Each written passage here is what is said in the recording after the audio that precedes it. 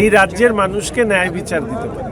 ফলে বিভিন্ন ধরনের সমস্যা তৈরি হয়েছে, সেই সমস্যাগুলো নিয়ে মানুষ চাইছেন সেই সমস্যাগুলো দূর হোক। এটা তো বুঝতে হবে যে 15 বছরে যে জঞ্জাল এই রাজ্যে তৈরি হয়েছে সেটা তো 15 দিনে পরিষ্কার করে দেওয়া সম্ভব নয়। আমাদের যেটা ইচ্ছে, আমাদের মাননীয় মুখ্যমন্ত্রী শুভেন্দু অধিকারী মহাশয় এবং রাজ্য সভাপতি শ্রী শ্রমিক ভট্টাচার্য মহাশয়, তাদের যে নির্দেশ, সেই নির্দেশ অনুযায়ী আমরা চেষ্টা করছি মানুষের সরকার হিসাবে, পশ্চিমবঙ্গের মানুষের সরকার, কোনো রাজনৈতিক দলের সরকার নয়, মানুষের সরকার হিসাবে এটা প্রতিষ্ঠা করা। এবং আমি চিরকালই মানুষের মাঝে থাকতে ভালোবাসি। শিলিগুড়ির বাঘাযতীন পার্কে কিন্তু আজকে দেখা যাচ্ছে সাধারণ মানুষের সঙ্গে জনসংযোগ করছেন শঙ্কর ঘোষ। সরাসরি আমাদের প্রতিনিধি সনদ ঝা রয়েছেন আমাদের সঙ্গে। সনদ, প্রত্যেক সোমবার করে গত সোমবার থেকে শুরু হয়েছে শুভেন্দু অধিকারী জনতার দরবারে, আর আজকে রোববার বিধায়ক শঙ্কর ঘোষ তিনি জনসংযোগ করছেন। ঠিক কোন জায়গায়, কাদের সঙ্গে কি কথা বলছেন? যে আজকে প্রথম সরাসরি শঙ্কর এই বাঘাযতীন পার্কের মাঠে তিনি চেয়ারে বসছেন, তার সঙ্গে রয়েছেন এই পুরসভার বিভিন্ন নেতা।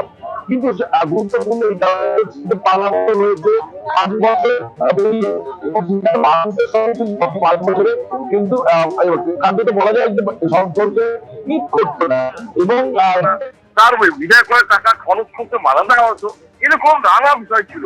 কোন রকম অভিযোগ পেতেন না। আমি কথা বলবো এখানে, আচ্ছা আপনারা এখানে কি অভিযোগ নিয়ে কি মনে হয়? মানে একজনকে ভাড়া দেওয়া হয়েছিল 2012-তে, অনেক বছর ধরে ভাড়া ছিল, থাকতে থাকতে উনি ফর্জরিট বানিয়ে ওটা নিজের নামে করতেন। আপনার বাড়ি কোথায়? এখানে আমার বাড়ি বাঘাযতীন করে।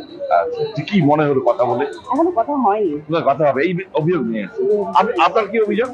আমার কোনো অভিযোগ নেই। দেখা করতে এসেছে আপনি? আমরা অ্যাকচুয়ালি কন্ট্রাকচুয়াল এনে আমরা এসেছি স্যারের কাছে, এনএইচএম এর আন্ডারে আছি এই মুহূর্তে আমরা, মানে আমাদের একটু সুরাহার জন্য এই বিষয়ে কথা বলবো। কেমন লাগছে এই যে উদ্যোগটা নতুন সরকারের? খুব ভালো উদ্যোগ, এর জন্যই তো আমরা সবাই এখানে একত্রিত হয়েছি। দেখো কুসুমিতা, এই যে বললাম যে এই যে মানুষগুলো এসেছে আজকে এক এক রকম সমস্যা নিয়ে, প্রথম দিন সেটা হচ্ছে তাদের বিধায়ককে কথা বলা, কিন্তু সরকারকে কথা বলা, সেটা কিন্তু দেখো সময়ের সঙ্গে সঙ্গে বদলে গেছে। গত 5 বছর তিনি বিধায়ক ছিলেন, তার কাছে পৌঁছানো যাওয়া আমার একটা ভয় ব্যাপার ছিল যে তাকে কোনো সভায় ডাকা হবে না, সম্বর্ধনা দেওয়া হবে না, কোনো সরকারি সভাতে ডাকাই হতো না। ক্লাবের যে সভা ছিল সেখানে সম্বর্ধনা দেওয়া, ক্লাবে ডাকা কোনো অনুষ্ঠানে সেটা দেখা যেত না, কোনো যে পুজোর উদ্বোধন সেটা পর্যন্ত করা যেত না। এই যে একটা পরিবর্তন সরকারের সঙ্গে সঙ্গে এত মানুষ। এবিপি আনন্দ এগিয়ে থাকে, এগিয়ে রাখে।